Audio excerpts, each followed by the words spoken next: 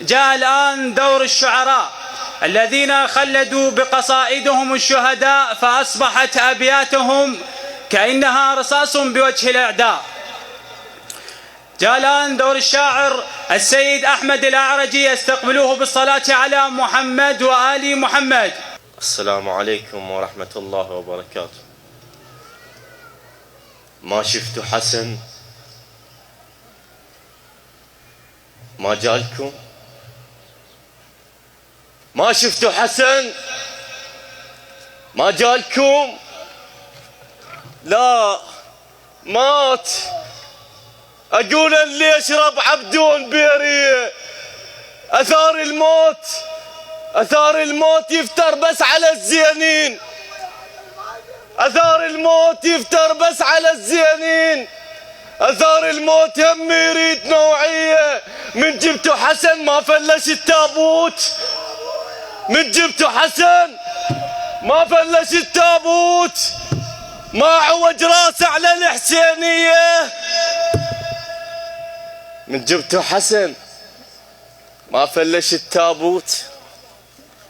ابن هيئة، ابن موكب، متعود يلطم، متعود. هاي ربعي واحنا نعرف اذا استمرينا يوم او يومين بدون ما ندخل مجلس والله نسودن. من جبتوا حسن ما فلش التابوت، ما عوج راسه على الحسينية.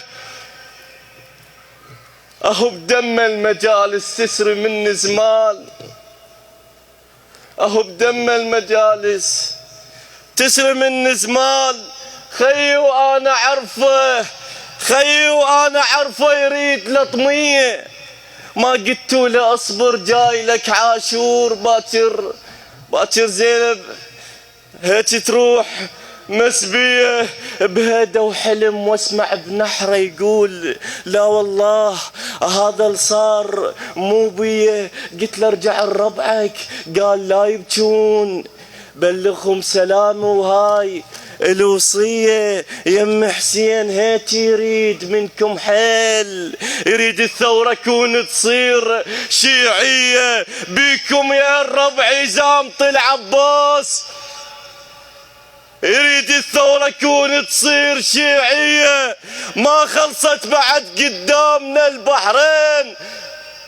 وزلم حضرة تفقها على السعودية. وعندما اقتربت نيران العدو من قرب مرقد زينب عليها السلام، أتى المختار هو وجنوده حاملا لواء أبا الفضل العباس مناديا أنا جيشي يم زينب واقف استعداد.